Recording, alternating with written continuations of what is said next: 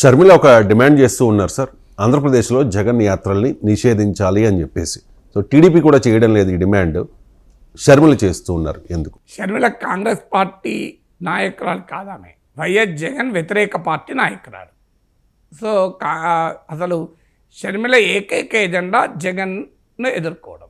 తప్పేమీ లేదు, ఆమె ఇష్టం, ఆమె నష్టపోయిందని భావిస్తోంది కనుక అన్న నాకు అన్యాయం చేశాడు అని భావిస్తోంది. సో లోపల అంతర్గత ఆస్థిత కాదని మనకు తెలియదు, కానీ రాజకీయంగా చూస్తే మాత్రం నిజంగానే షర్మిలకు అన్యాయం అయితే జరిగింది. ఎందుకంటే జగన్మోహన్ రెడ్డి కోసం పాదయాత్ర చేసి ఆమె పడ్డ కష్టం మనందరికీ తెలుసు. కానీ ఆమెకి ఏ పొలిటికల్ రికగ్నిషన్ ఈ 11 ఏళ్ళు రాలేదు.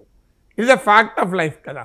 దానికి కారణాలు ఏదైనా నిజమైతే వాస్తవం. మనకైతే కనిపించేది ఏంటి, కనిపించని దాని గురించి పక్క పెడదాం. కనిపిస్తున్నది ఏంటి, షర్మిలకు ఏ రకమైన రాజకీయ హోదా రాలేదు జగన్ 11 ఏళ్లలో.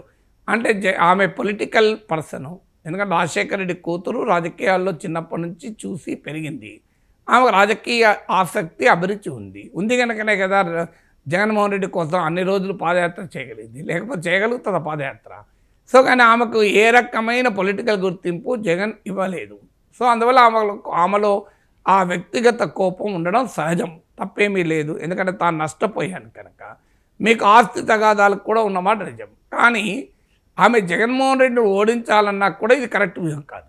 ఎందుకంటే రోజు ప్రతిపక్ష హోదా అధికార కూటమికి ప్రతిపక్షం కన్నా ప్రతిపక్షానికి ప్రతిపక్షంగా ఉంటే ఎట్లా? You cannot be opposition to the opposition కదా. కాంగ్రెస్ పార్టీకి ఇప్పుడు నాకు సీనియర్ కాంగ్రెస్ నాయకుడు చెప్పాడు, సరే ఏం చేయాలో మాకు అర్థం కావడం లేదు. కాంగ్రెస్ పార్టీ హైకమాండ్ మేమందరము చెప్పినా వినకుండా ఆమెను స్టేట్ కాంగ్రెస్ చీఫ్ చేశాడు. ఆమె సొంత ఎజెండాతో మా పార్టీలోకి వచ్చింది.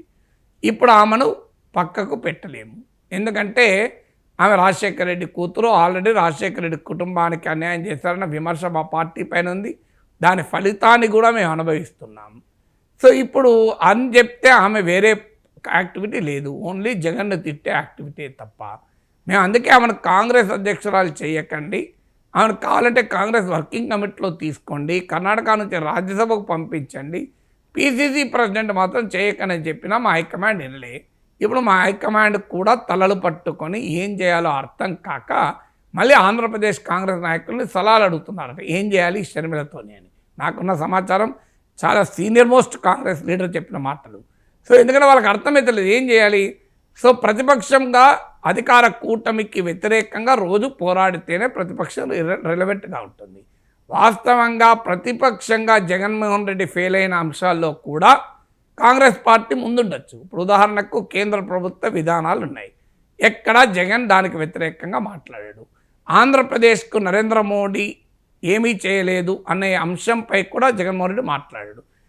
ఉదాహరణకు ఆ 2 అంశాలు కాంగ్రెస్ నాయకురాలకి షర్మిలకు బ్రహ్మాండమైన అవకాశం కదా.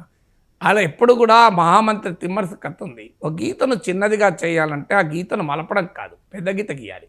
సో జగన్మోహన్ రెడ్డి కన్నా పెద్ద గీతగా షర్మిల ప్రతిపక్ష స్పేస్లో ఉంటే జగన్మోహన్ రెడ్డి ఆల్రెడీ ఇర్రెలవెంట్ అవుతాడు.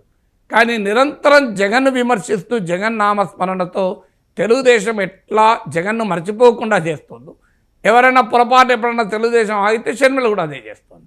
అంటే జగన్ ప్రత్యర్థులే నిరంతరం ప్రజల పెదాలపైన జగన్ ఉండేలా చూస్తున్నారు, జాగ్రత్త పడుతున్నారు. ఎక్కడ జగన్ ప్రజలు మర్చిపోతారో అమ్మో మేము గుర్తియాలని చెప్పి టీడీపీ, జనసేన, వైసీపీ, కాంగ్రెస్ నాయకురాలు షర్మిల అందరూ ప్రయత్నం చేస్తున్నారు. అది జగన్ వాళ్ళకందరూ థ్యాంక్స్ చెప్పాలి.